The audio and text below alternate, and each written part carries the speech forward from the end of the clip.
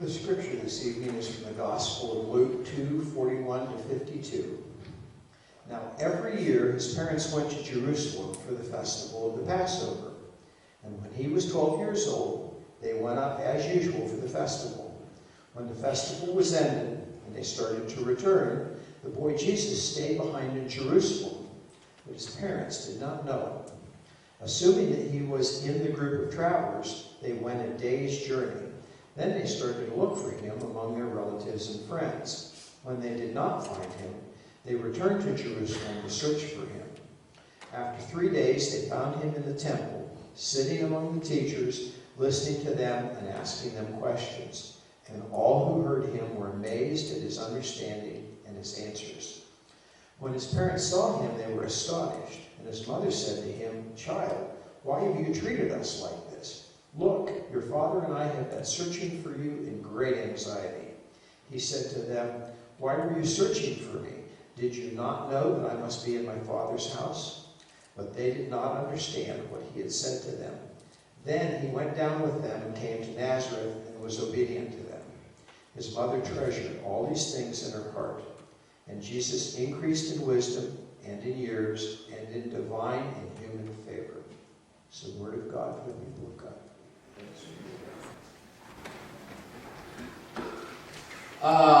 Gee, it's nice to see all of you. I really didn't think anybody'd be here this morning. You know, there is all this wonderful stuff we do at church. The choir with its cantata and different musical groups in this church, and they sing, and we have all the different services, and I don't know if it's the way the calendar fell this year, for some reason or another. I'm really tired. And I expect many of you are really tired. And next year it's going to be worse.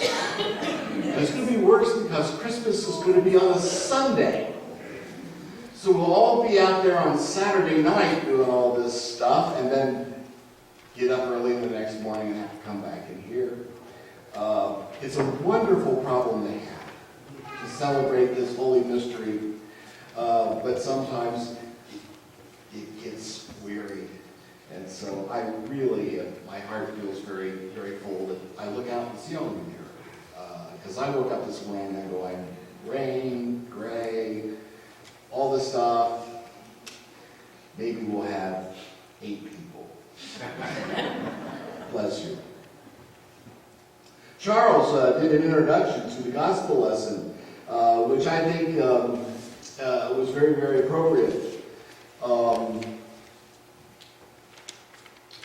You can imagine how Mary and Joseph felt after a day of travel, discovering that Jesus is nowhere around.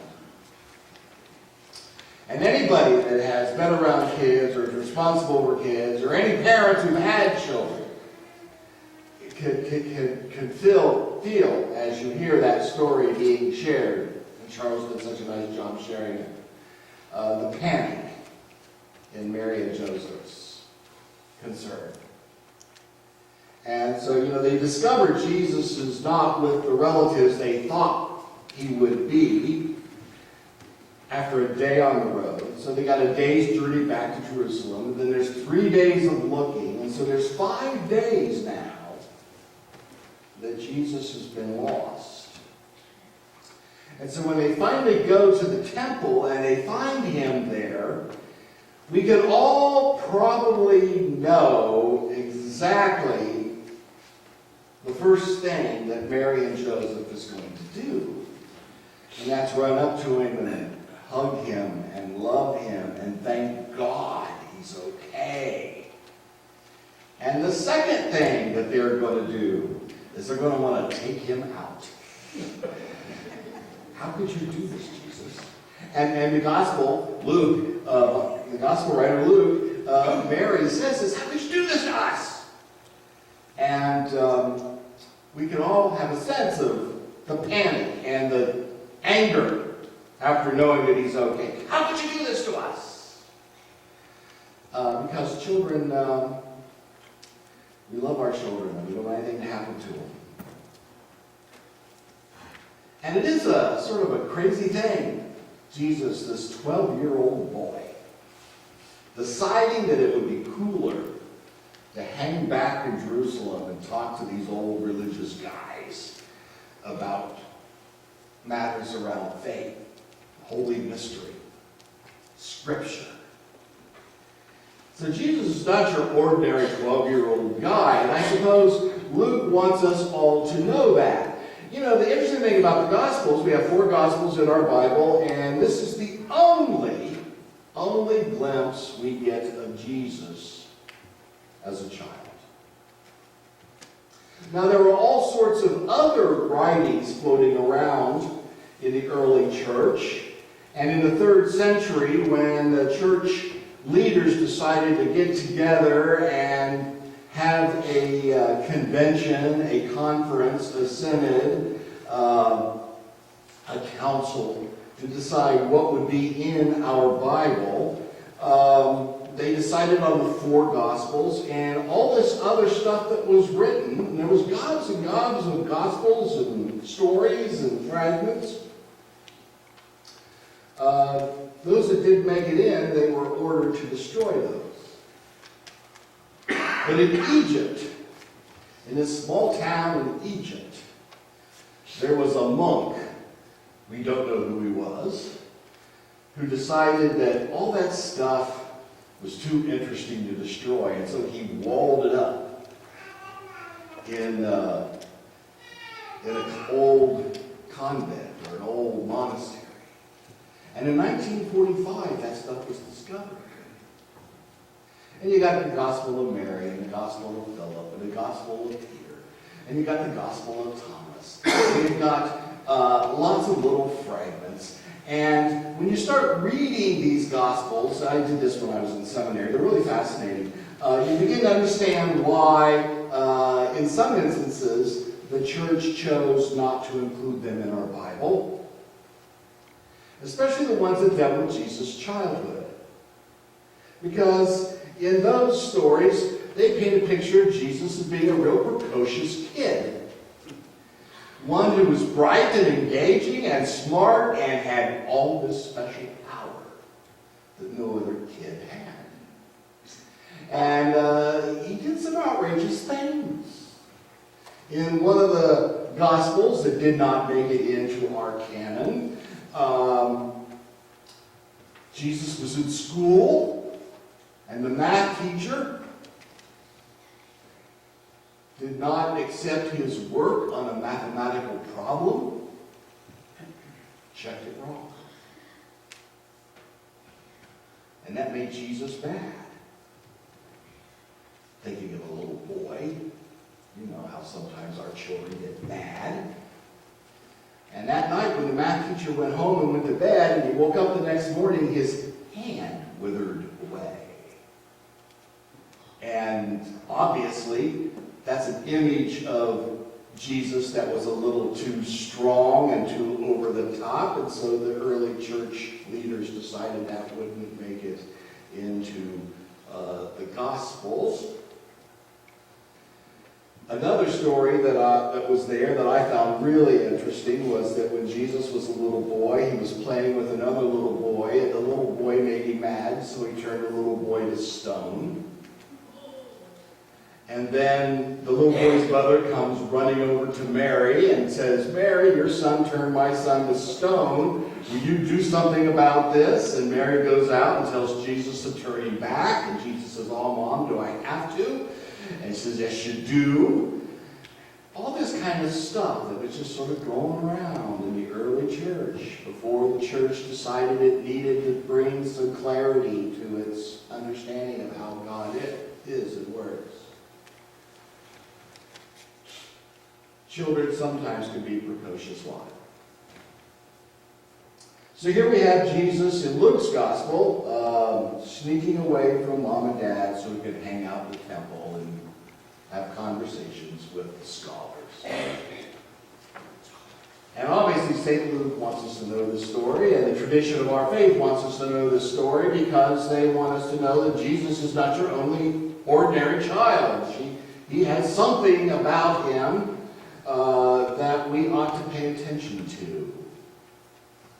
Of course, as his whole life unfolds, it becomes more and more apparent. So Jesus is not an ordinary child. He has a special mission. And with that special mission, he has a special curiosity. And that curiosity keeps getting him in trouble. That curiosity invites him to get lost in the wonder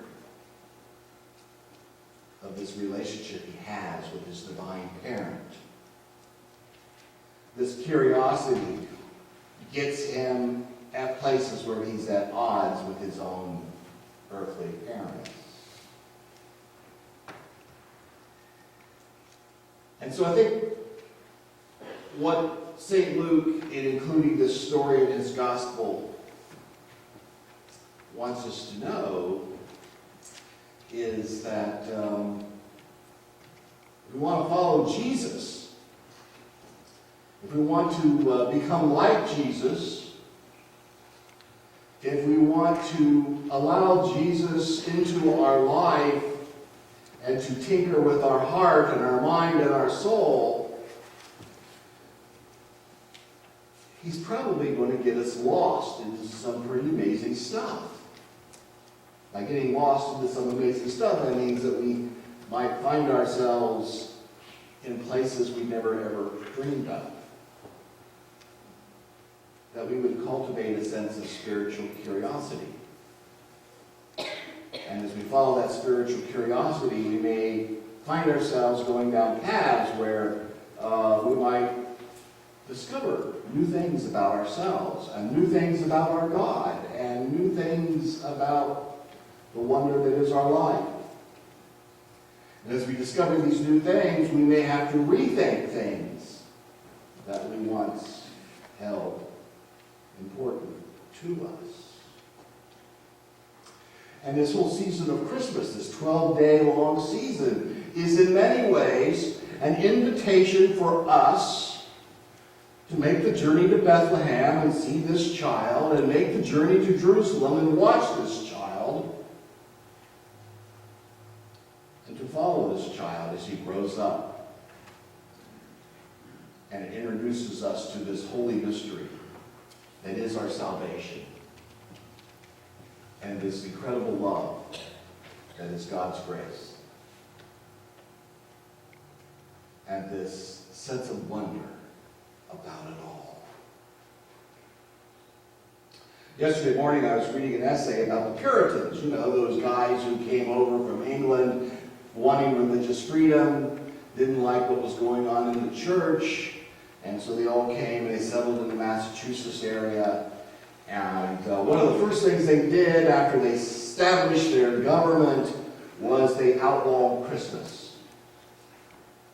Puritans, this very intense sect of Christians, outlawed the celebration of Christmas.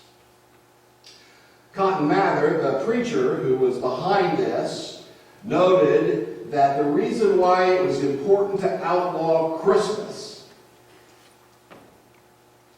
is that Christmas creates in people who celebrate it a sense of joy and mirth, a sense of celebration that causes them to maybe behave in ways that are a little outside of the rules of their own tradition.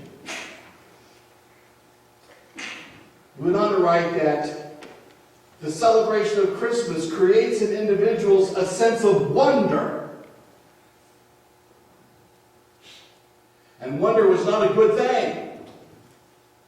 Because if one begins to get caught up in the wonder of something, one begins to question the established ways that order the life of the community. In an odd sort of way, I think Mather was right. Wonder does lead us into an adventure. Wonder sparks our curiosity. Much like the curiosity of that 12-year-old boy who drifted away from his parents to go hang out in the temple to ponder the mystery of faith. The season of Christmas. This story of Jesus as a 12-year-old, in many ways, is about getting lost in a good way. Taking the risk to ponder the holy and how it might transform us.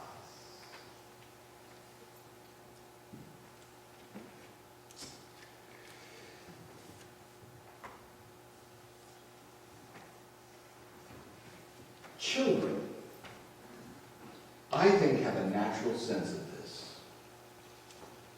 You know, the most difficult questions I get asked are not asked by grown-ups. They're asked by children. If God created everything, Pastor, who created God? Oh, I've never been able to figure out how to respond to that one. I had a little girl in one of my former churches who was obsessed with the question, why does Jesus have to be a boy? Why couldn't Jesus have been a girl? And you know, sitting around talking about the socioeconomic realities of the first century and the new millennium isn't going to cut it with this 10-year-old girl. My own daughter, at different times in the relationship, would throw something at me. Why does Jesus have to suffer?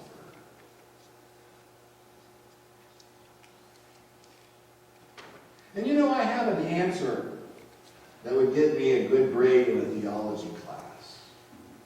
But that answer isn't going to cut it for a 10-year-old. It's that sense of wonder and that sense of curiosity that children bring,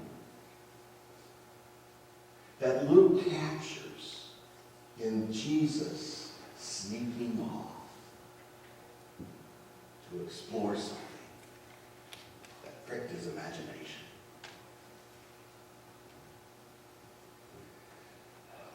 When my daughter was 3 years old, I've never forgotten this and never will. You know, when she's raised in a parsonage, pretty early in life, she has to deal with the fact that her dad deals with death, dying, making trips to the funeral home. And sometimes she went with Susie and I.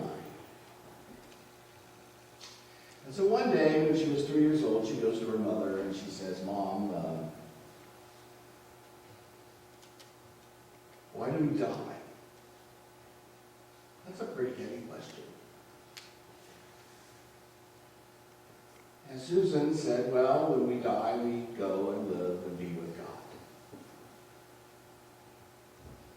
So she thinks about that for a couple of days. And then one day she comes up to me and she says, Dad, I have decided I don't like God. Now this is a career breaker for a young pastor in a church when his kid decides she doesn't like God. And so she says I say to her, well, why don't you like God? She says, well, Mom told me that when you die, you go live with God, and I'm perfectly happy living with you and Mom. And so in her 3-year-old mind, she had this idea that God was sort of a cosmic homebreaker. And at that moment, I knew that my daughter was not going to follow an ordinary path.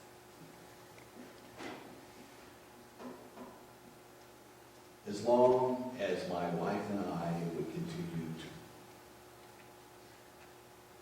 challenge her to be curious. And to this day, now at the age of 27, she'll still call me from time to time and throw a curveball at me. And you know what? Those theological answers that I could write and get a good grade in a theology class, they don't cut it with her at 27 any more than they did at 3 or 10. Because she's so curious about things. She doesn't want to nail things down. So I think the story of Jesus as 12-year-old, yeah, Luke wants us to pay attention to Jesus because he's obviously not your ordinary kid. But the second thing I think this story ought to do to us is to challenge us to be spiritually curious, to get lost in the wonder of our faith. And if we do, we'll make some mistakes, we'll stumble here and there. But the Spirit within us will be alive. And we will be able to reflect more authentically than we'd ever imagined the love God has for us into this world. You are loved.